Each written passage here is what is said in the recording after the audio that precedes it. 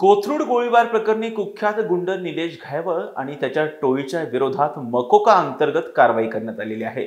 या टोळीमधील 10 सदस्यांविरोधात मकोका अंतर्गत कारवाई करण्यात आलेली आहे। आणि ज्यावेळी या प्रकरणामध्ये पुणे पोलिसांच्या वतीने तपास सुरू होता त्यावेळेस निलेश घायवळ नेमका कुठे आहे या बाबतीमध्ये पुणे पोलिसांकडून तपास सुरू होता त्यावेळेस एक धक्कादायक माहिती अशी पुढे आली आणि ती म्हणजे हा कुख्यात गुंड निलेश घायवळ जो आहे तो परदेशामध्ये असल्याची धक्कादायक माहिती जी आहे ती पुढे आली। पुणे पोलिसांनी या प्रकरणी तपास केला असता एक बाब पुढे आली आणि ती म्हणजे निलेश घायवळ याने बनावट कागदपत्राच्या आधारे पासपोर्ट काढला आणि त्यानंतर तो 90 दिवसांसाठी परदेशामध्ये फरार झालेला आहे।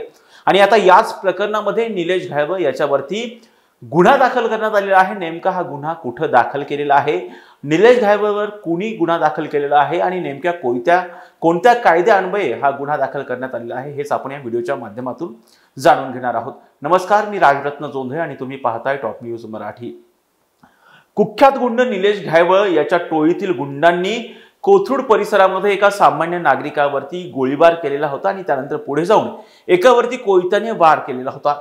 या प्रकरणी पोलिसांनी गुन्हा नोंद करून निलेश घायवळ टोळीतील 10 जणांच्या विरोधात मकोका अंतर्गत कारवाई केली। या प्रकरणी पुणे पोलिसांनी या आरोपींच्या मुसक्या आवळल्या आणि त्याचबरोबर या टोळीचा म्होरक्या असणारा निलेश घायवळ याचा शोध पुणे पोलिसांच्या वतीने घेण्यात आला होता। परंतु पोलीस तपासामधून एक धक्कादायक बाब पुढे आलेली होती आणि ती म्हणजे कुख्यात गुंड निलेश घायवळ हा भारतात नसून तो परदेशात असल्याची माहिती। त्याचबरोबर महत्त्वाची बाब पुढे आलेली की याच निलेश घायवळवरती खून असेल, त्याचबरोबर खंडणी असेल, खुनाचा प्रयत्न असेल, असे अनेक गंभीर स्वरूपाचे गुन्हे दाखल असताना निलेश घायवळ याला पासपोर्ट नेमका मिळाला कसा या बाबतीमध्ये पोलिसांनी तपास केला असता एक महत्त्वाची बाब पुढे आली की या निलेश घायवळने 2019 मध्ये अहिल्यानगर मधून तात्काळ स्वरूपाचा पासपोर्ट काढलेला होता। या बाबतीमध्ये 2021 मध्ये न्यायालयाने खंडणी प्रकरणामध्ये निलेश घायवळ याला जामीन दिलेला होता। त्या प्रकरणी न्यायालयाने निलेश घायवळला स्पष्ट सांगितलं होतं की त्याने त्याचा पासपोर्ट जो आहे तो पोलिसांकडे जमा करावा, परंतु तो पासपोर्ट निलेश घायवळने पोलिसांकडे जमाच केलेला नव्हता आणि पोलिसांनी सुद्धा या बाबतीमध्ये शहानिशा चौकशी केलेली नाही की निलेश घायवळने पासपोर्ट जमा केलेला होता की नाही। जर निलेश घायवळने पासपोर्ट जमा केला असता आणि पोलिसांनी जर चौकशी केली असती तर या प्रकरणामध्ये निलेश घायवळने त्याच्या नावामध्ये जो बदल केलेला होता, कारण निलेश घायवळ या नावावरती त्याच्यावरती गुन्हे दाखल आहेत, परंतु पासपोर्टसाठी त्याने निलेश घायवळ हे नाव वापरलेलं होतं। यासाठी त्याने बनावट आधार कार्ड असेल आणि त्याचबरोबर बनावट वोटर आयडी सुद्धा त्याने जे आहे ते वापरलेलं होतं। आता या प्रकरणी जर पाहिलं तर मागील 2 दिवसांपासून पुणे पोलिसांच्या वतीनं निलेश घायवळ याच्या पुण्यातील घरांवरती छापे टाकण्यात आलेले आहेत। त्या घरामधून जवळपास 10 तोळे सोनं, अनेक महत्त्वाचे कागदपत्र असतील, त्याचबरोबर मराठवाड्यातील पवनचक्की प्रकल्पाच्या प्रोजेक्टा संदर्भातील कागदपत्र असतील, ही सगळी कागदपत्र पुणे पोलिसांच्या वतीने ताब्यात घेण्यात आलेली आहेत। निलेश घायवळचं घर असेल किंवा त्याच्या कार्यालयावरती सुद्धा पुणे पोलिसांनी छापा टाकलेला आहे आणि या बाबतीमध्ये मोठ्या प्रमाणामध्ये राजकारण सुद्धा झाल्याचं पाहायला मिळालेलं होतं। परंतु आता निलेश घायवळ याच्या विरोधात लुकआउट नोटीस सुद्धा जारी करण्यात आलेली आहे आणि त्याचबरोबर याच निलेश घायवळवरती आता कोथरूड पोलिसांनी गुन्हा दाखल केलेला आहे। कोथरूड पोलिसांनी बनावट कागदपत्रांच्या आधारे पासपोर्ट मिळवल्याचा गुन्हा दाखल केलेला आहे आणि या प्रकरणी निलेश घायवळसह त्याला मदत करणारे, पासपोर्ट प्रकरणामध्ये काढण्यासाठी त्याला मदत करणारे जे 2 जण आहेत त्यांच्या विरोधात सुद्धा कोथरूड पोलिसांनी जो आहे तो गुन्हा नोंद केलेला आहे। गोळीबार प्रकरण असेल किंवा आता एक कोथरूड म्हणजे पासपोर्ट प्रकरण असेल, या प्रकरणी आतापर्यंत मागील काही दिवसांमध्ये याच निलेश घायवळवरती 4 गुन्हे जे आहेत ते दाखल करण्यात आलेले आहेत।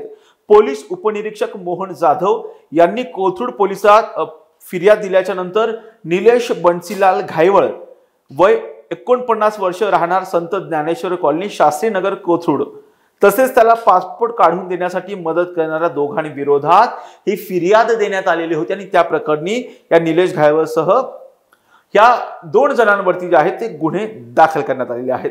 नेमके हे गुन्हे कशा स्वरूपाचे आहेत तर कोथरूड पोलिसांनी बनावट कागदपत्र तयार करणं, त्यासाठी इलेक्ट्रॉनिक साधनांचा वापर करणं अशा विविध कलमांतर्गत पासपोर्ट ऍक्ट खाली गुन्हा दाखल केलेला आहे।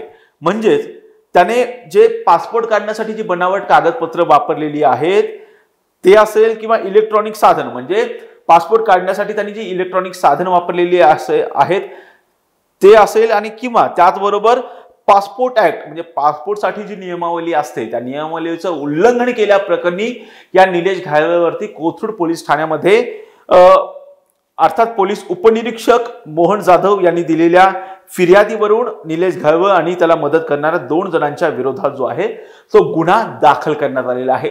मागील काही दिवसांमध्ये याच निलेश घायवळवरती 4 गुन्हे दाखल झालेले आहेत।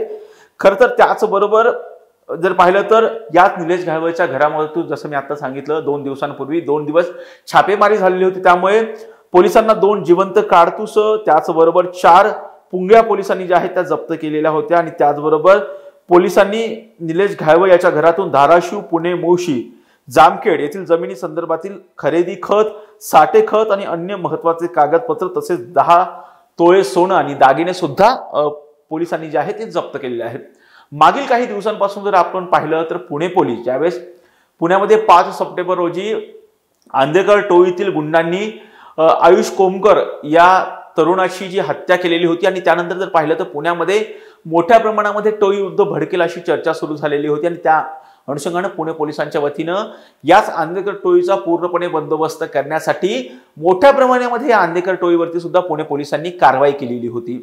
त्याचे बेकायदेशीर बांधकाम असतील, त्याचबरोबर या टोळीने आजपर्यंत कोणाकोणाला खंडण्या मागितलेल्या आहेत, त्याचबरोबर या टोळीने आजपर्यंत गणेशपेठेमध्ये असणाऱ्या मासळी बाजारामधून व्यापाऱ्यांकडून घेतलेली खंडणी असेल, अवैध बांधकाम असतील, अशा अनेक प्रकारे जर पाहिलं तर ह्या गुंडांचं वर्चस्व म्हणजे आंदेकर टोळीतील गुंडांचं वर्चस्व, आंदेकर टोळीचं वर्चस्व पुण्यातून मोडीत काढण्यासाठी पुणे पोलिसांनी मोठ्या प्रमाणामध्ये प्रयत्न केल्याचं पाहायला मिळालेलं होतं। पुणे महापालिका प्रशासन असेल आणि पोलीस प्रशासनाने संयुक्त कारवाई करत अनेक अनाधिकृत बांधकामांवरती सुद्धा कारवाई केलेली होती। अगदी तशाच पद्धतीनं जर पुणे पोलिसांच्या वतीने सुद्धा आता निलेश घायवळच्या मुसक्या आवळायला सुरुवात झालेली आहे। महापालिका प्रशासन असेल किंवा आता पुणे पोलीस प्रशासन संयुक्तरित्या कार्यवाही करताना पाहायला मिळते आणि त्याच अनुषंगानं आता निलेश घायवळ तर परदेशामध्ये आहे। आता त्याच्या पासपोर्ट संदर्भामध्ये कारवाई करायला सुरुवात झालेली आहे। त्याच्या पासपोर्ट संदर्भातील सगळाच तपशील आता पुणे पोलिसांनी मागवलेला आहे। त्याच्या प्रवासाचे तपशील असतील, त्याचबरोबर त्याचे पासपोर्ट त्याने केव्हा केव्हा पासपोर्टचा वापर केलेला आहे त्याचा सविस्तर तपशील आता पुणे पोलिसांकडून मागवला जातो आणि त्याचबरोबर त्याचा पासपोर्ट रद्द करण्याची प्रक्रिया सुद्धा आता सुरू केलेली आहे। खरं तर आता या प्रकरणामध्ये निलेश घायवळवरती बनावट पासपोर्ट बनवल्याप्रकरणी गुन्हा दाखल झालेला आहे। त्याला मदत करणाऱ्या 2 जणांवरती सुद्धा आता गुन्हा दाखल झालेला आहे। आता या प्रकरणामध्ये आणखी कोणती महत्त्वाची माहिती पुढे येते ते पाहणं आता महत्त्वाचं असणार आहे। व्हिडिओ जर्नलिस्ट निलेश लोहारसह राजरत्न जोंधे, टॉप न्यूज मराठी, पुणे। आता जोकासू STP या अत्याधुनिक जॅपनीज तंत्रज्ञानाने सुसज्ज quick installation, energy efficient, noiseless blowers, low maintenance या आणि अशा वैशिष्ट्यांनी परिपूर्ण जोकासू STP तंत्रज्ञान प्रकल्प उभारणीपासून ते विक्री पश्चात समाधानकारक सेवा देणारी भारताबरोबरच परदेशात देखील प्रकल्पांची यशस्वी उभारणी करणारी company Deccan water treatment private limited